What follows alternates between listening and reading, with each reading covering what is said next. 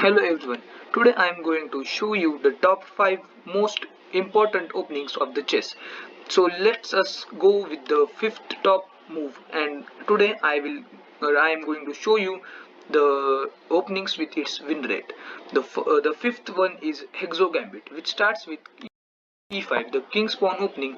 Then we have to respond with knight f3. The opponent responds with knight f6, knight c6, in order to protect his pawn.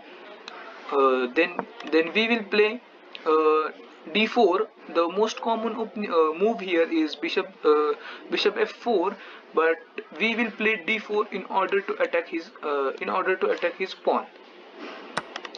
He will take our pawn because it's free pawn, and the pawn has a support of knight, so we can't capture it with our knight.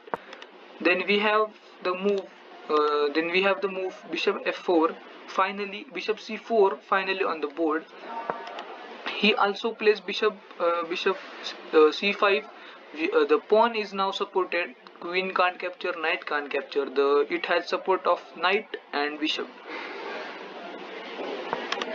Then we play c3 and tempt him to capture our pawn. If he not captures, we have to directly play our move bishop f7 and capture his pawn. We have to sacrifice our bishop in this opening. Because of this sacrifice, the opening is very cool opening. The opponent accepts the sacrifice and takes our pawn. We capture his pawn. It's check to the king. The king has to capture our bishop, and king can't go back and can't do castle because the king has now moved. If pawn now we can give check to the king and simply take his bishop. King moves back. We have two variations. We can move our queen here, give check, and simply capture his bishop. And another variation is simply capture his bishop and take his pawn. We give check, pawn comes ahead blocking the check, then we capture his bishop, and if the pawn now takes here, we can take with bishop and the rook is completely hanging here. He takes our pawn, we take his pawn, and as you can see the rook is completely trapped. So if he not captures this, he plays d6 attacking our queen. We will just simply take the pawn back and attack on the rook. He plays knight in order to defend his rook. Then we will castle, and the king is now fully open and can't castle, and we are winning now. The win rate here is 65%. How if your opponent thinks to play Sicilian defense against you? Welcome. Here is the number 4 variation of Sicilian Megrani variation, where game starts with e4 and opponent responds with the c5, the Sicilian defense. Then we play a3, a weird move but a good move in the. Then he simply plays knight c6 by avoiding your pawn push here by making the move here. But we will avoid and play b4 attacking the pawn.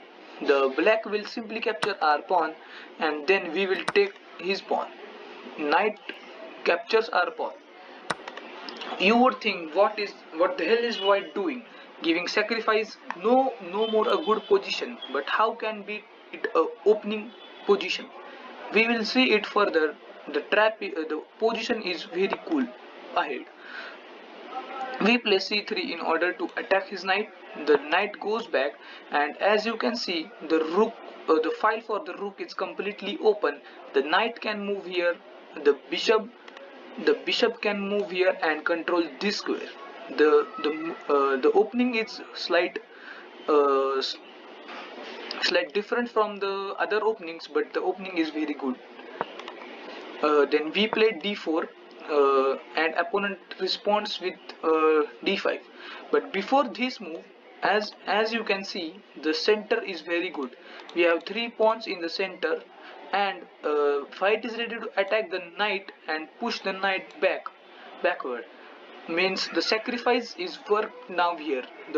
Our center is strong. So to avoid this, the black plays d5. We just accept the take and we take his pawn. The queen takes here. Uh, uh, we play knight a3. The idea is to just simply to take our knight here, and further the idea is just simply to take our knight here, and then fork the rook,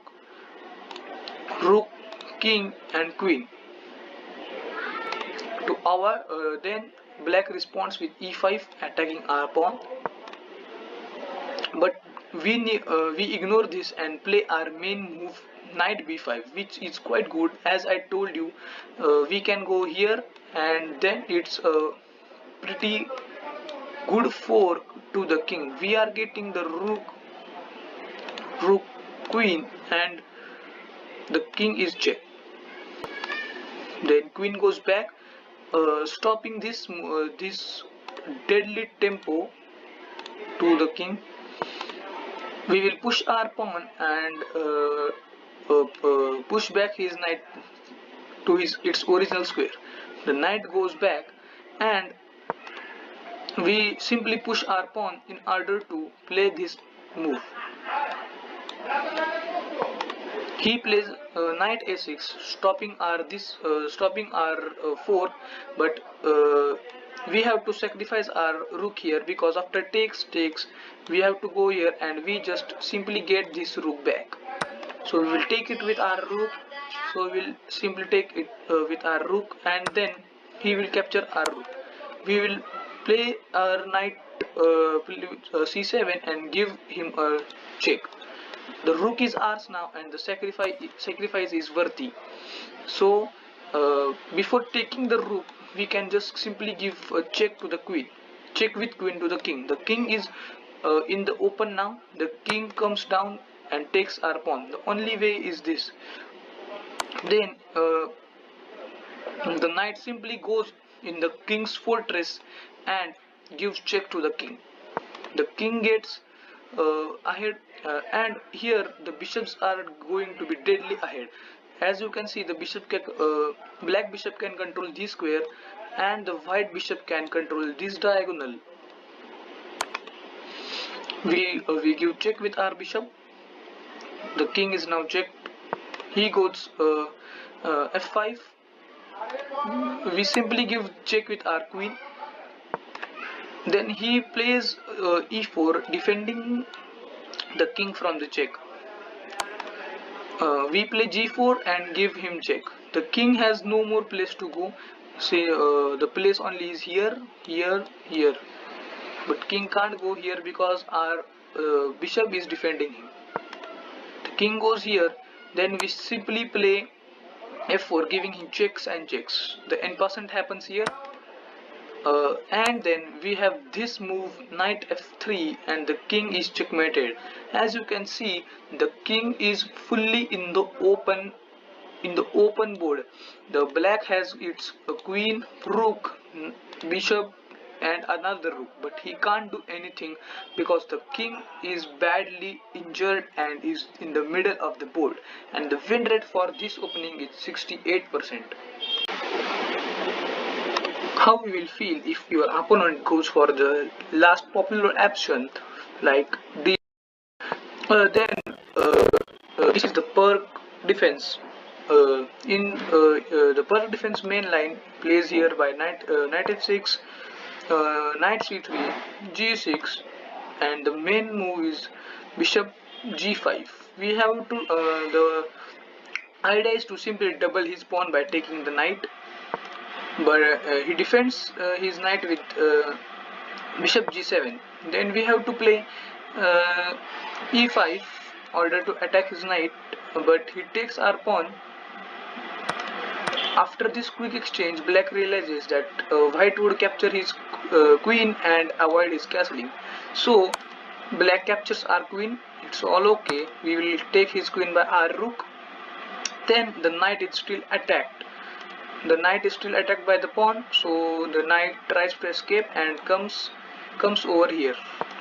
Knight comes to g4. The pawn, as you can see, the pawn is now attacked by the knight and the bishop both. But we don't care about the pawn. We just simply play h3 to move the knight from the square. The black is very happy, and now black is very happy and takes our free pawn. The best move here is knight d5, because this threats knight d5 threats this pawn and takes this rook. The king and the rook are in danger now. So to defend it, black just simply plays knight to a6 by defending this pawn and stopping this threat. Then just look at the bishops. The bishop is in a position that we can exchange the knight and the bishop by just simply playing bishop a6. Then the pawn will capture our bishop. It's natural. Then we will take the pawn and give check to the king and win a rook. But in this position, after giving the check, it's not the king will now move to f8. It's not need to take the rook. It's not the need to take the rook here, because rook f8 it's simply a mate. The king can't move anywhere. So the king rook d8 is simply a checkmate here. This is number 3, and the win rate is 69% here. At number 2, we have the bishop opening. This opening is very commonly played between the chess players. Starts with usually e4, e5. The bishop comes out. The black plays various moves here, like knight f6, knight c6, or bishop c5 in any order. But we have to simply focus on our development and play the moves. Knight here, black plays knight f6. Then we have to play d3, knight c6, knight c3, bishop c5. Here you look, the development is completed, but we have not developed our knight here completely. But we have to push our pawn forward. If it takes, then we have to take with our bishop, and the bishop is now open and is ready to capture this diagonal. We play this move, knight f4. Then here are various moves, like your opponent can play various moves, like he can take, as I told you. Then we can also take, and the position is now clearly done for the white and the black. The bishops are now open, and further this knight can also be developed on this square. But here we have to push our pawn, and as you can see, it's blocked. It's finished for this bishop, because the bishop can't come out. The line is blocked by this pawn. If he comes here, the bishop is of no use. If here, we can just simply trade with our bishop, and the pawns are doubled. So this is very fantastic move here. Then he castles, but we knight d5 is coming, and just we can take this knight. As he captures, the king is spoiled here. We play bishop g5. Here it's all over for the black, because as you can see, the knight can't move. The bishop is controlling the queen, and this bishop is already blocked. This bishop is of no use. This bishop is of no use. The knight is of no use now. Next move comes h6, attacking our bishop. Here you can be fancy and give a bishop sack by just simply playing h4 here, and if it takes here, you can take with the pawn. But also here the pawn is attacking the knight. But before this move, if it takes, then simply the knight is also coming here and capturing this knight, and the king is spoiled here. The game is already over here for the black. But as the knight goes back, we just simply our queen just comes in the game. Simply comes in the game. The black has no other option. If he plays, if he takes our pawn, it's simply mate here, and if not, the knight capture and the king is gone. So he takes, and it's all over for the black here. This is the win rate here is 70%, and this opening comes at number 2. Our winner is Trojan horse variation. Variation is quite common, where we start with e4, e5, knight f3, knight c6, and d4. We have to pretend that we are playing the Scotch opening, but the black simply accepts our free pawn. But instead of capturing this pawn, we have to play our knight to g5, and now the variations are like the black is thinking we could go and just simply make the fork here.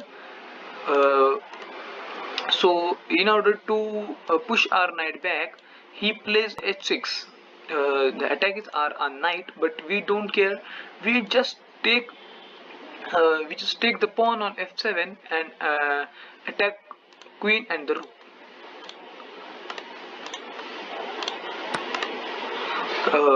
The king captures here. The next move is bishop c4 and the check. The king is now moved, and the most common move here is the king goes back to its original position. The king goes back, and we play queen h5. It's almost like a scholar's mate here, but to save this, he plays king e7. King e7, then we go queen h5, giving him a check. He comes down. Then we simply go here and give him a check. Check here, the king comes back. We give him another check. He goes upwards, and finally here's a checkmate, and it's all over. If you like the video, please do subscribe my channel and press the bell icon below. If you have any kinds of doubt in any kind of variations that are shown in this video, please do ask me in the comments. And the win rate of this opening variation is 72%. If you have any doubt, please do ask in the comment section. And thanks for watching, thanks for supporting. Bye.